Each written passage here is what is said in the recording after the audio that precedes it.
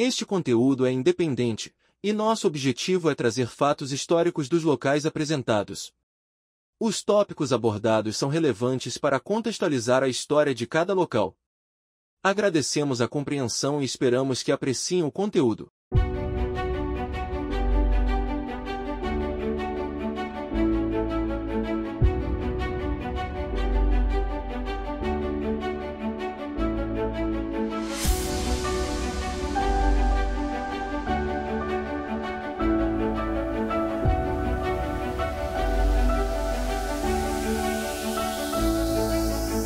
Sejam bem-vindos ao Oblita. Nesse episódio vamos abordar sobre as cidades de Pripyat e Chernobyl, localizados na Ucrânia, antiga União Soviética.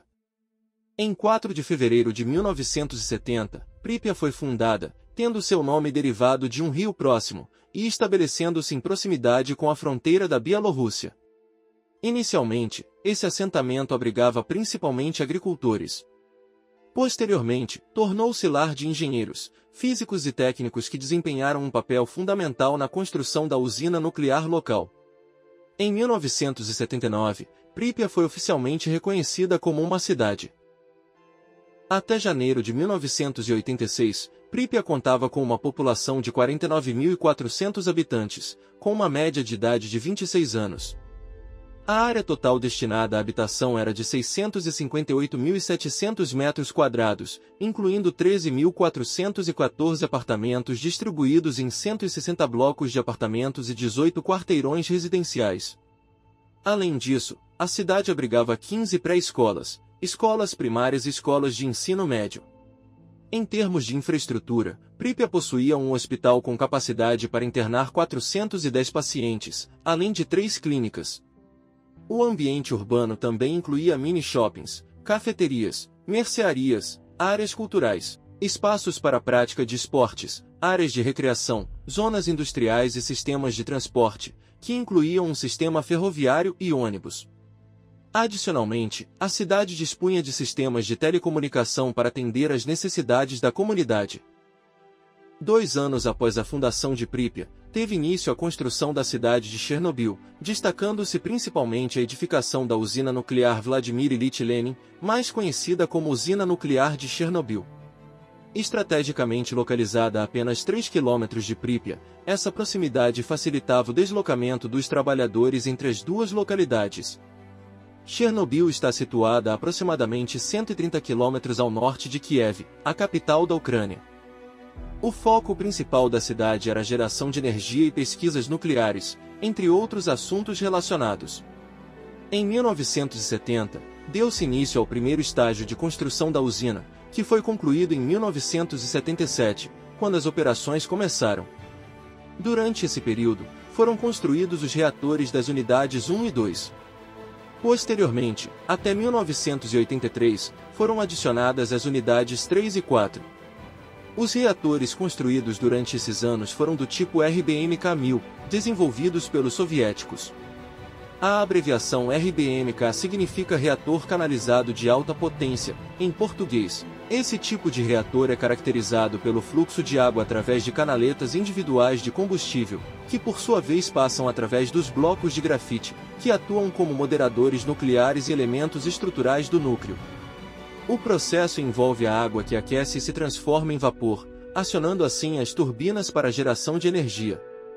Inicialmente, esse tipo de reator foi projetado para a produção de plutônio.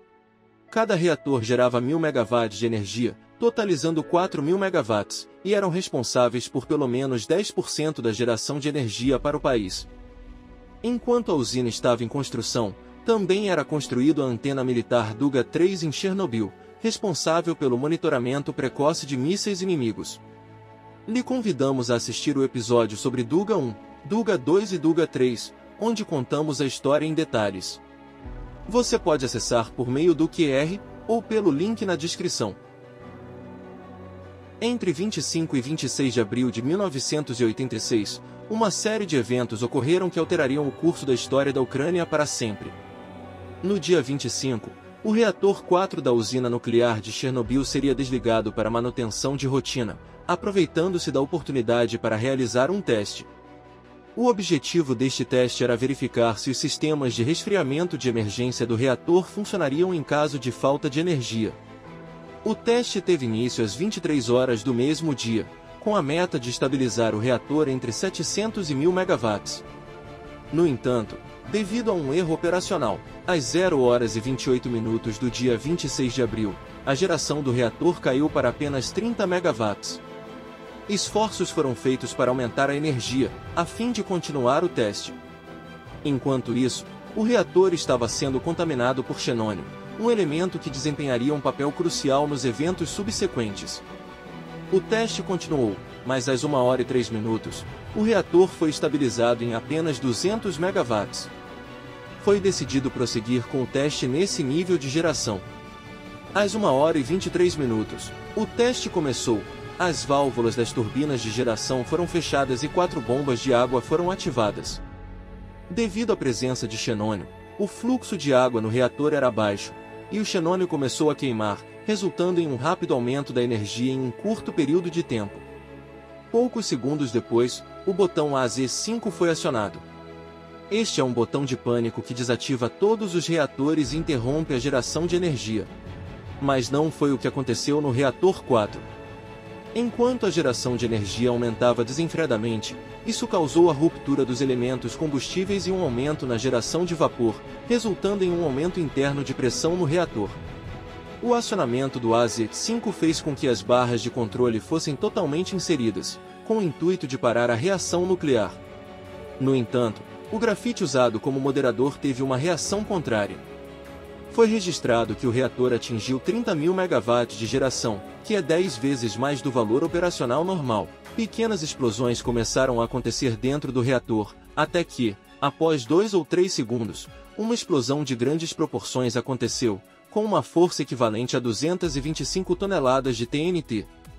O prédio do reator foi danificado, liberando quantidades massivas de radiação no ar, e ejetando pedaços de grafite e materiais nucleares no perímetro da usina, espalhando-se por até 1 quilômetro de distância. Inicialmente, houve uma fatalidade, um trabalhador da sala de tanques. Moradores de Pripyat, até então, relataram ver um feixe de luz azul após a explosão, que é a radiação Cherenkov, que é visível.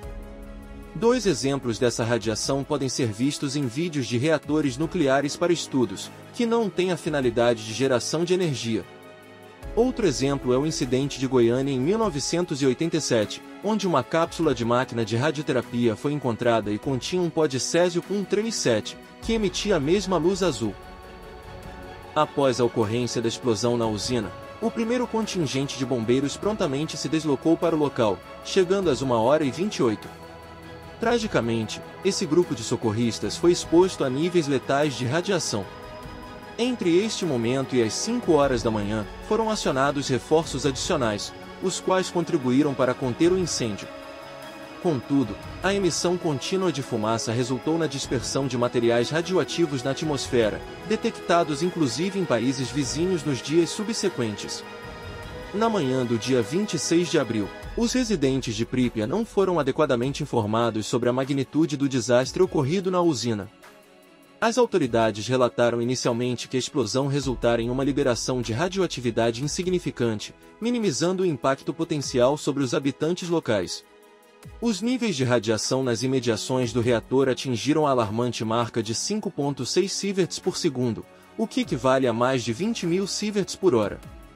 Para contextualizar a gravidade desses números, é importante ressaltar que uma dose letal de radiação é considerada ser de 500 sieverts em um período de 5 horas. Em algumas áreas, trabalhadores, lamentavelmente desprovidos das devidas proteções, foram expostos a doses fatais em menos de 1 minuto. As doses de radiação absorvidas no primeiro dia do desastre resultaram em 28 fatalidades até o término do mês de julho do mesmo ano. 36 horas após a explosão do reator, foi tomada a decisão de evacuar a cidade de Pripyat.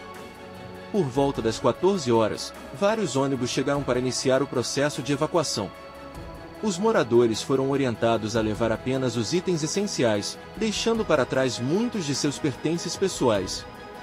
Durante os 2 dias subsequentes ao acidente, os residentes relataram um forte gosto metálico no ar, dores de cabeça intensas e outros problemas de saúde, sinais evidentes de contaminação por radioatividade.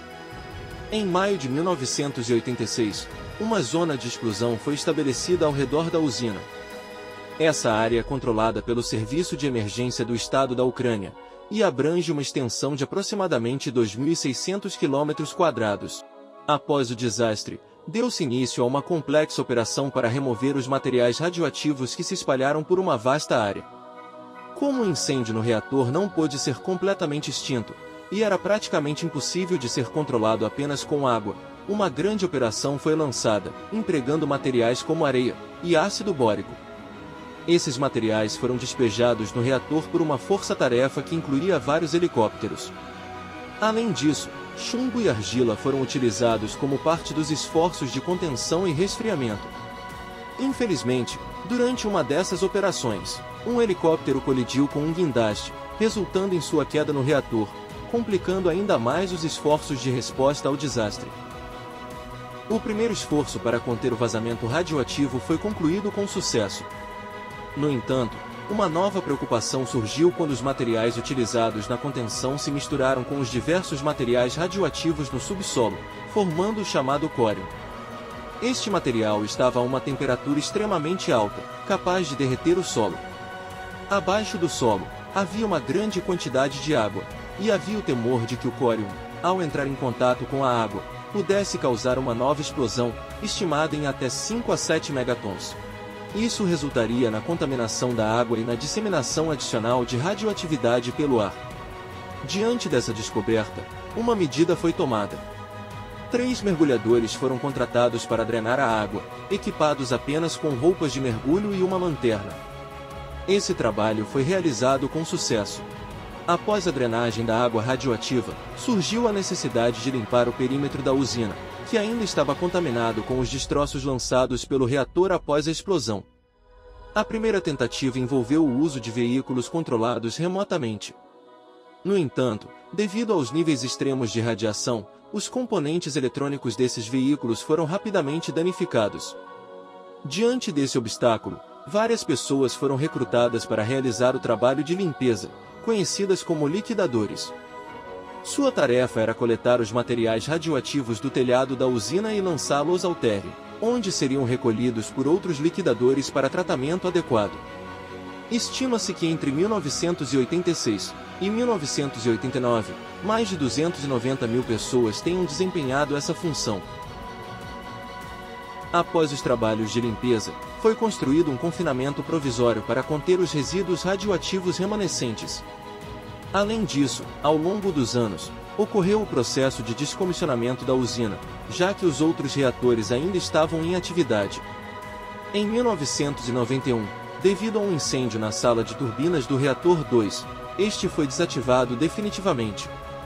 5 anos depois, o reator número 1 foi desativado como parte de um acordo entre o governo ucraniano e organizações internacionais para encerrar as operações da usina. Até o final dos anos 2000, o reator 3 também foi desativado, marcando assim o fim das atividades da usina nuclear de Chernobyl. Este processo de desativação representou um marco importante na história da energia nuclear na Ucrânia e no mundo. Com a deterioração do confinamento provisório em 2004, foi planejada a construção de um novo confinamento. O contrato foi assinado e aprovado, e em 2010 teve início a sua construção. O material utilizado para o novo confinamento foi o aço, com painéis de policarbonato em seu interior. A estrutura tem impressionantes 108 metros de altura e pesa cerca de 31.000 toneladas. Foi construída sobre trilhos, principalmente para garantir a segurança dos trabalhadores, evitando que fossem expostos a altas doses de radiação. Em 2016, o projeto estava totalmente construído e, em novembro daquele ano, iniciou-se o processo de mover o confinamento para cobrir o reator. Em 29 de novembro, os trabalhos foram concluídos, com o confinamento posicionado sobre a usina, onde permanecerá pelos próximos aproximadamente 100 anos. Este projeto foi denominado como Novo Confinamento Seguro de Chernobyl, e recebeu o apelido de o Arco de Chernobyl, ou simplesmente Arca.